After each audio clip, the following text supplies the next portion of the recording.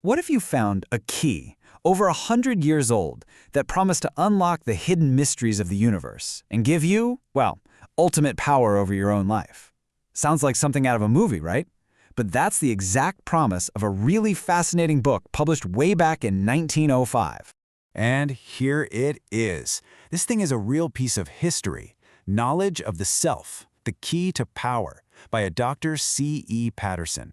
Now, this wasn't just a book you'd pick up at a bookstore. It was actually a collection of lectures for a class on what he called advanced thought. And it promised a totally radical new way to understand ourselves and our place in the cosmos.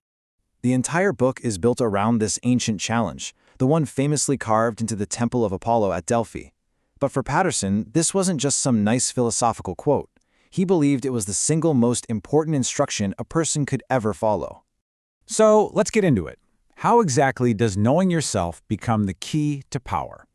Well, for Patterson, the very first step, the most crucial one, was all about breaking free from what other people tell you to think. I mean, listen to that. He's not messing around. His message is incredibly direct. He was basically begging his readers to stop just blindly accepting ideas. It didn't matter if they came from tradition, from authority figures, or hey, even from him. The first step to real power was to start thinking for yourself. You have to understand the context here. Patterson felt like he was writing at this huge turning point in history. He saw a world that was getting really tired of the old, rigid rules and doctrines. People were spiritually hungry for something more, something real. And this book was his answer to that hunger.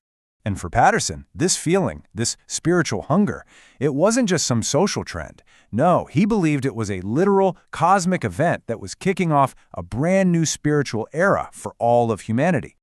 So this is where things get really cosmic. The whole foundation of his theory is astronomical.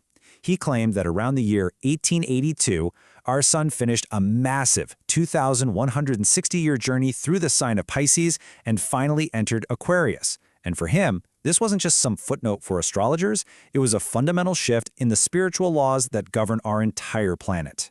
He basically lays out all of history in these huge cosmic chunks.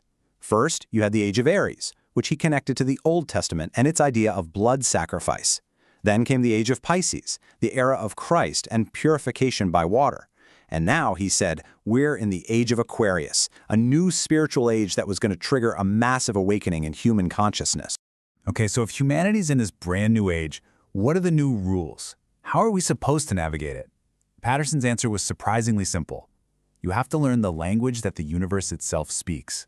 He called it the universal language. He argued that real truth isn't just written down in dusty old books. It's encoded everywhere around us, in colors, in shapes, in the movement of the planets. He believed that nature itself is God's open book, and if you can learn to read its symbols, you can unlock all knowledge.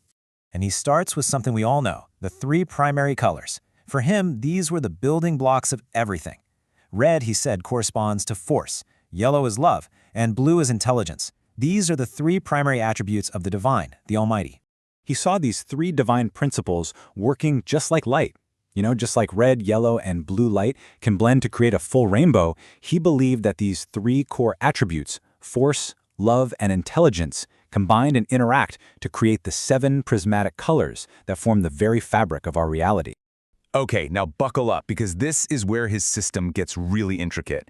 He called this the law of correspondence, a 7-fold pattern that connects everything in the universe. So for example, the color red doesn't just exist on its own. It corresponds to the planet Mars, the musical note Do, and the day Tuesday. It's this incredible vision of a perfectly tuned, interconnected universe where everything fits together. And it wasn't just about color. Geometry was huge for him too. You have the circle with no beginning and no end, that's spirit. Then the crescent, which is part of the circle, represents the soul. And finally, the cross represents the material world, the physical stuff. By combining these, he believed you could literally decode the meaning of the planets. So you might be thinking, okay, that's cool, but what does any of this have to do with me? Well, for Patterson, that was the entire point. Because this whole cosmic blueprint, this grand design, it's not just out there in space, it's also inside of you. His main teaching, the core idea, was that a human being is a microcosm, a perfect, tiny reflection of the whole universe, the macrocosm. He truly believed that everything that exists out there, from the planets to the elements, also exists inside each and every one of us. And that parallel goes all the way to the top. So just as God has this trinity of force, love, and intelligence, we reflect that with our own trinity of body, soul, and spirit. Your physical body is the vessel for force, your soul is where you feel love and emotion, and your spirit is that divine spark of pure intelligence within you. Now, to back this up, he often turned to a source people in 1905 would definitely know: the Bible. He saw it as a kind of textbook for metaphysics. He'd point to verses just like this one to argue that, see, soul and spirit are not the same thing. They're two distinct, separate parts of our being. But this wasn't just abstract philosophy. This is where it gets really wild, because he applied this whole system directly to the human body in a way that is, well, pretty mind-bending. It all comes down to this one ancient mystical idea: as it is above, so it is below. This was the engine for his whole theory. Whatever happens in the heavens is reflected down here on Earth, and the structure of the cosmos is mirrored perfectly within the human body. I mean, just look at this chart. The parallels he draws are so specific, it's kind of mind-blowing. The sun, the center of force for our solar system, corresponds to the heart. The moon, which only reflects the sun's light, corresponds to the brain, which he saw as reflecting the intelligence of the heart. Jupiter, the god of justice, is the liver, which adjusts and balances the body. It's like a complete anatomical map of the heavens. So at the end of the day, this wasn't just some intellectual game. The whole point was to use these connections to see the sun in your heart and Mars in your passions, to consciously bring yourself into harmony with the universe. The ultimate goal was to achieve what he called at-one-ment, a perfect state of unity with the cosmos. Patterson really believed this knowledge was the ultimate key, that it could unlock health, purpose, and a deep spiritual connection. A century later, his ideas are this amazing window into a totally different way of seeing the world.